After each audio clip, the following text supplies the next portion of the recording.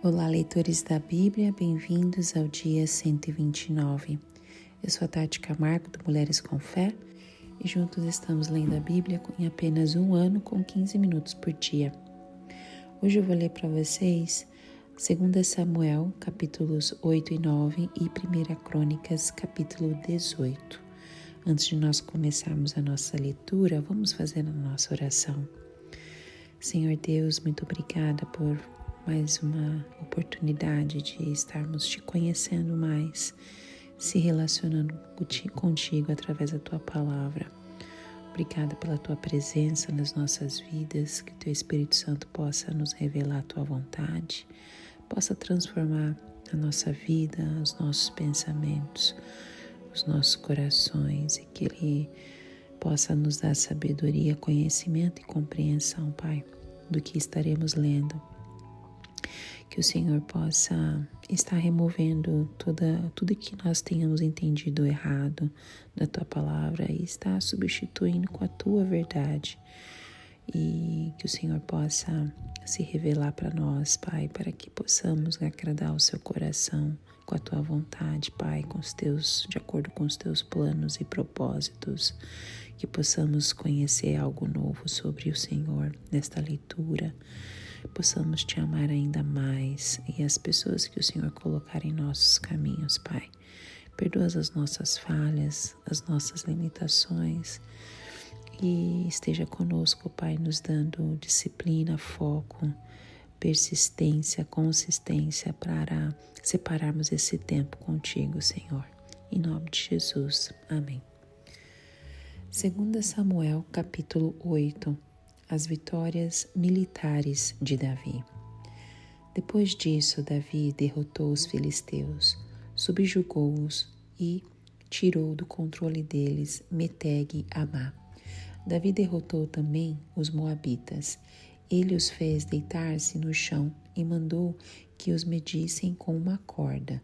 Os moabitas que ficavam dentro das duas primeiras medidas da corda eram mortos, mas os que ficavam dentro da terceira eram poupados. Assim, os moabitas ficaram sujeitos a Davi, pagando-lhe impostos. Além disso, Davi derrotou Hadadezer, filho de Reobe, rei de Zobá.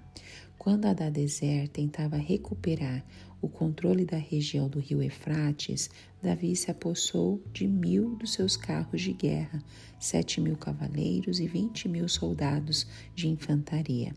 Ainda levou 100 cavalos de carros de guerra e aleijou todos os outros. Quando os arameus de Damasco vieram ajudar Hadadezer, rei de Zobá, Davi matou 22.000 deles. Em seguida, estabeleceu guarnições militares no reino dos arameus de Damasco, sujeitando-lhes a lhe pagarem impostos. E o Senhor dava vitórias a Davi em todos os lugares aonde ia.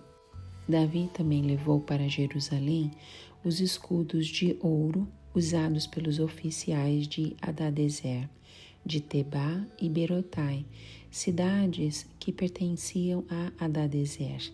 O rei Davi levou grande quantidade de bronze. Quando Tou, rei de Amate, soube que Davi tinha derrotado todo o exército de Hadadezer, enviou seu filho Jorão ao rei Davi para saudá-lo e parabenizá-lo por sua vitória na batalha contra Hadadezer, que tinha estado em guerra contra Tou.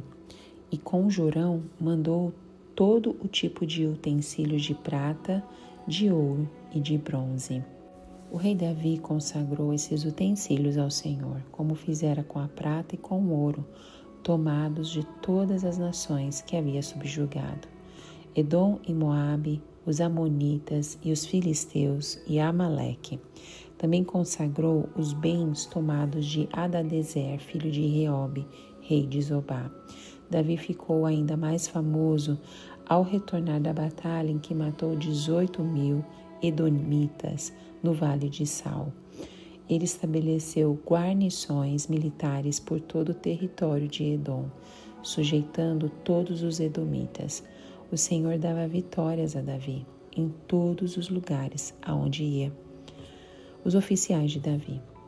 Davi reinou sobre todo Israel, administrando o direito e a justiça a todo o seu povo.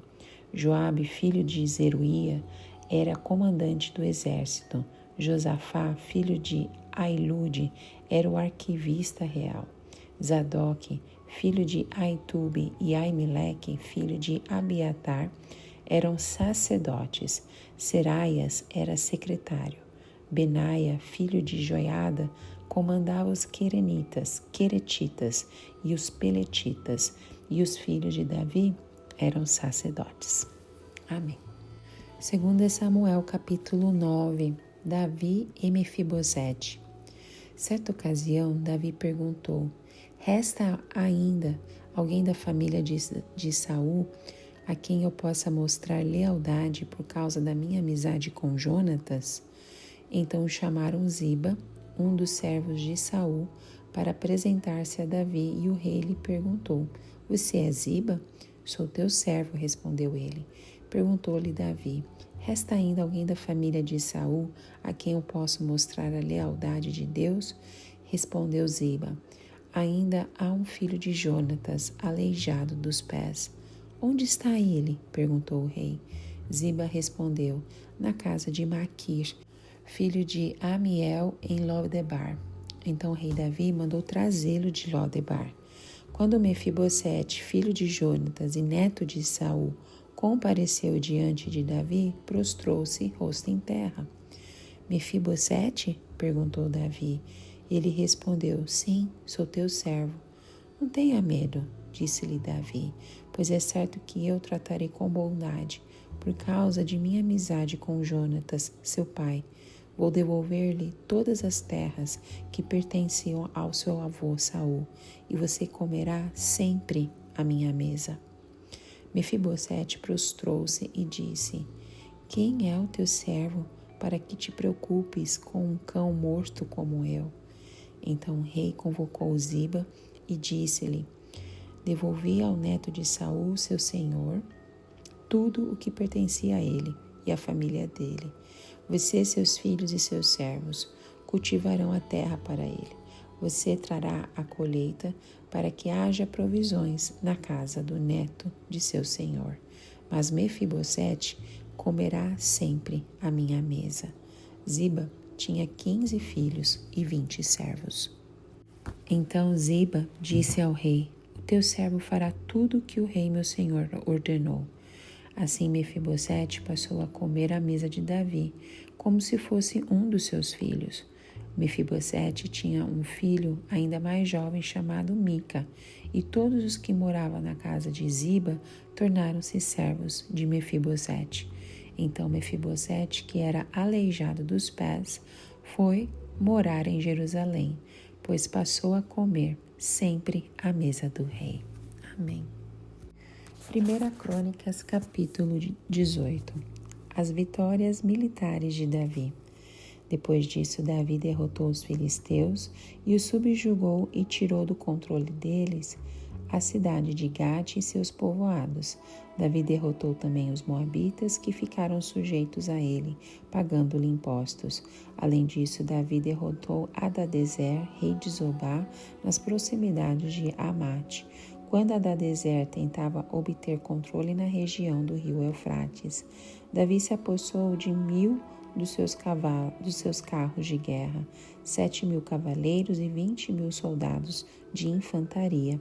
Ainda levou 100 cavalos de carros de guerra e aleijou todos os outros. Quando os amareus de Damasco vieram ajudar Adadezer, rei de Zobá, Davi matou 22.000 deles. Em seguida, estabeleceu guarnições militares no reino dos arameus de Damasco, sujeitando-lhes a lhes pagarem impostos. E o Senhor dava vitórias a Davi em todos os lugares aonde ia. Davi também trouxe para Jerusalém os escudos de ouro usados pelos oficiais de Adadezer, de Tebá e Com, cidades que pertenciam a Adadezer. O rei de Davi trouxe grande quantidade de bronze que Salomão usou para fazer o tanque de bronze, as colunas e vários utensílios. Quando Tou, rei de Amamate, soube que Davi tinha derrotado todo o exército de Hadadezer, rei de Zobá, enviou seu filho Adorão ao rei Davi para saudá-lo e parabenizá-lo por sua vitória na batalha contra Hadadezer, que tinha estado em guerra contra Tou. Com Adorão, mandou todo tipo de utensílio de ouro e prata e de bronze. O rei Davi consagrou esses utensílios ao Senhor, como fizera com a prata e o ouro tomados de todas essas nações, Edom e Moabe, os amonitas e os filisteus e Amaleque. Abisai, filho de Zeruia, derrotou 18.000 edomitas no vale do Sal. Depois colocou guarnições militares em Edom, sujeitando todos os edomitas a Davi. O Senhor dava vitórias a Davi em todos os lugares aonde ia. Os oficiais de Davi. Davi reinou sobre todo Israel, administrando o direito e a justiça a todo o seu povo. Joabe, filho de Zeruia, era comandante do exército. Josafá, filho de Ailude, era o arquivista real. Zadok, filho de Aitube, e Aimeleque, filho de Abiatar, eram sacerdotes. Salsa era secretário. Benaia, filho de Joiada, comandava os queretitas e os peletitas, e os filhos do rei Davi eram seus principais oficiais. Amém. Vamos falar um pouco sobre 2 Samuel capítulo 8. Você já sentiu que está travando uma batalha sem fim? Muitos vivem lutando para alcançar seus objetivos, mas pouco experimentam a sensação da vitória verdadeira. Esse capítulo de Samuel, 2 Samuel 8, é um capítulo repleto de ação, estratégia e, acima de tudo, um testemunho de que Deus pode conduzir seu povo à vitória, não importa quão desafiador seja o cenário. Davi não era apenas um rei, ele era um líder militar imparável. O capítulo abre com uma sucessão de conquistas impressionantes. Filisteus, moabitas, edomitas, amonitas e arameus caem diante do avanço israelita. Mas o que estava por trás dessas vitórias? Estratégia, força, sorte? A resposta está no versículo 6. E o Senhor dava vitórias a Davi aonde quer que ele fosse. Isso nos leva a uma questão essencial. O que diferencia aqueles que apenas lutam dos que verdadeiramente vencem? O que fez de Davi um rei cuja fama atravessou fronteiras e gerações? Nos primeiros versículos, vemos a expansão militar de Davi e a consolidação de Israel como uma potência regional. O texto começa destacando sua vitória sobre os filisteus. Depois disso, Davi derrotou os filisteus e os subjugou e tirou do controle deles Meteg e Amá. Os filisteus foram inimigos constantes de Israel, e essa conquista marcou um grande avanço para o povo de Deus. Em seguida, Davi volta sua atenção para os moabitas. Ele os derrota e impõe uma regra severa. Ele os fez deitarem no chão e mandou que os medissem com uma corda. Os moabitas que ficavam dentro das suas primeiras medidas da corda foram mortos, mas os que ficavam dentro da terceira foram poupados. O tratamento severo pode parecer cruel, mas reflete a necessidade de garantir que esse povo não se tornasse uma ameaça futura. Curiosamente, Davi tinha uma conexão com Moabe, pois sua bisavó Ruth era moabita. Lembra que nós lemos em Ruth, capítulo 4, dos versículos 13 ao 17. Ao seguir, Davi enfrenta Hadadezer, rei de Zobá, que tentava recuperar territórios na região do Eufrates. Além disso, Davi derrotou Hadadezer, filho de Reobe, e rei de Zobá, quando Hadadezer tentava recuperar o controle na região do rio Eufrates. Essa vitória ampliou significativamente os domínios de Israel. Davi capturou 1.000 dos seus carros de guerra, 7.000 cavaleiros e 20.000 soldados de infantaria. Ele também aleijou os cavalos, impedindo que fossem usados novamente contra Israel. Quando os arameus tentaram ajudar Hadadezer, Davi os derrotou. Esse princípio continua verdadeiro para nós. Quando buscamos a Deus, Ele nos capacita a vencer nossas batalhas, sejam elas espirituais, emocionais ou físicas. Mas a liderança de Davi não se resumia à guerra, ele demonstrava uma profunda reverência por Deus ao consagrar suas vitórias ao Senhor. Amém. Esse capítulo 8 de 2 Samuel, ele se repete em 1 Crônicas 18.